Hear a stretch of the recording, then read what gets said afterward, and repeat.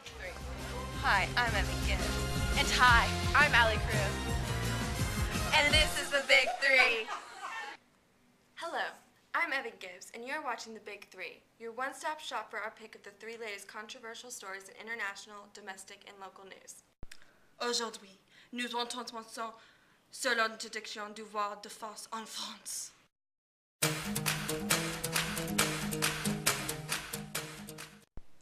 Translation: today we are reporting on the ban of the full face veil in France. The ban, passed on April 11th, aims to address the growing Muslim population of women in France who wear full face veils. France has become the first European country to restrict attire that many Muslims consider to be religious.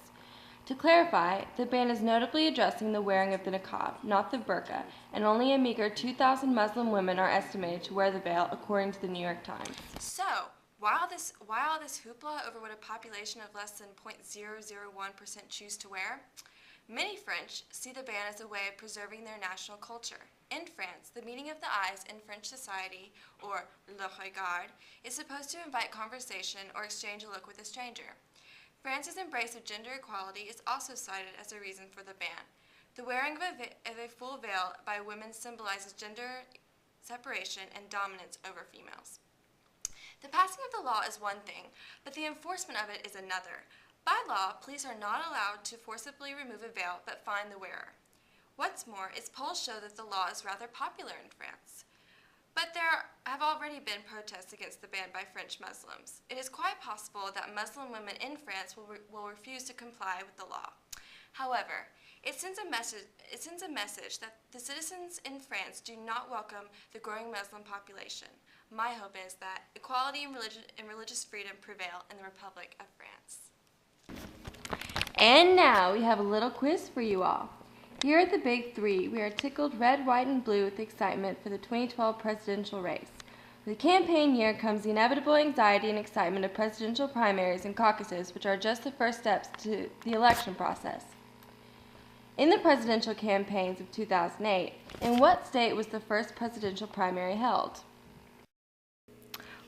Was it A, Iowa, B, Michigan, C, New Hampshire, or D, Florida? If you guessed C, New Hampshire, then you are right. On January 8, 2008, the New Hampshire primary was held and saw Secretary of State Hillary Rodham Clinton victorious over the Democrats, and Senator John McCain pulling it in for the Republicans. President Obama has announced that he is running for re-election. In contrast to his 2008 campaign, President Obama, along with his running mate Joe Biden, announced their re-election via conference call, which pleaded with their supporters that this election was going to be different than 2008, and released a video entitled, "It Begins With Us." Certainly, this time around, the president is using his celebrity and grassroots supporters to help win the election. And bucking precedent, President Obama is running his campaign to re-elect not from Washington, but rather Chicago. Jim Messina, Obama's former White House Deputy Chief of Staff, will be running the campaign.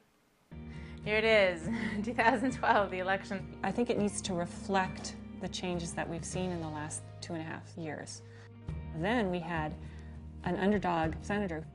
Nobody thought that he had a chance. And now he's the president.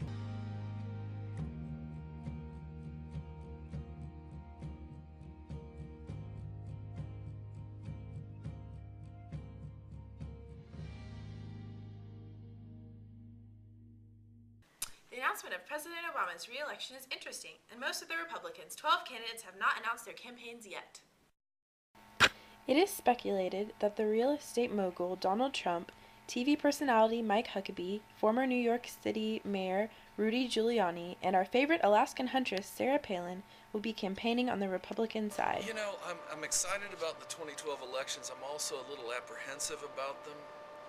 I hope they go well for the president. I think on the whole he's done a fantastic job, and I've contributed already to the 2012 Obama campaign, but I feel like he does have a decent shot, in part not only because of his own efforts, but because the Republican field right now is so feckless and juvenile. I think they do have some some wonderful candidates on their side, but they're not the people who are most in the news. You hear about Sarah Palin, you hear about Donald Trump. I don't think these are really serious people. Someone like Palin who, Trump's making big noise about Obama's academic career. This is a guy who graduated from Columbia and was the president of the Harvard Law Review. Sarah Palin went to about 7 community colleges and finally graduated with a degree in, who knows, right, communications, which is what she's majoring in now. That's all she does is blow the horn. So, yeah, I feel pretty good about it for him. Should be an interesting race. You bet it should be an exciting year. On this day in history, Christopher Columbus left for Spain for his 4th and final journey to the New World in 1502. The city of Reno, Nevada was founded in 1868. And in 1960, the FDA announced it would approve birth control as an additional indication for cereals Innovid, making Innovid the world's first approved oral contraceptive pill. And now, zoning in on the topic that hits closer to home, an update on the death penalty in Tennessee.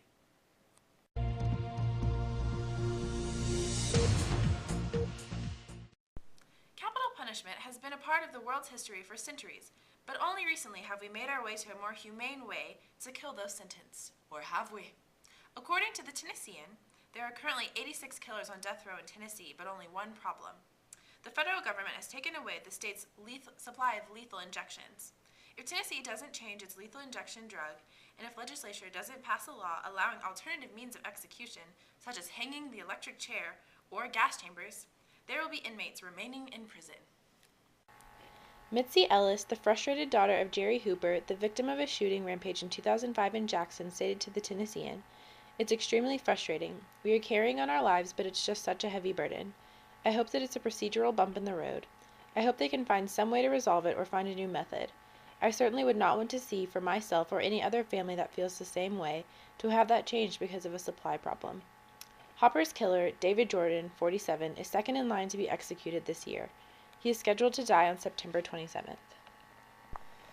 The shortage of key drugs has not only caused a halt in the executions in Tennessee, but also for those nationwide. Until recently, Tennessee's drug of choice for the death penalty was sodium thiopental. It is presumed that the state may have turned in their supply of sodium thiopental due to claims it may have been obtained illegally through an overseas supplier. However, neither the Tennessee Department of Corrections nor Governor Bill Haslam's office would comment on what the state would be doing to fix the state's death penalty dilemma. Tennessee's Department of Correction has said that it would consider pentobarbital among its options, and that such a change would be quick and easy to put into practice. But according to Dino with Fordham Law School, it's a drug that is not a very big part of their revenue. They might find with time, as they come under increasing scrutiny and pressure, that it may not be worth their while to continue selling this drug to us, taking us back to the drawing board. I just hope that whatever is decided for our state isn't deadly to the community. We can't let this issue hang around any longer. And that's our show, ladies and gents. We hope you enjoyed watching The Big 3.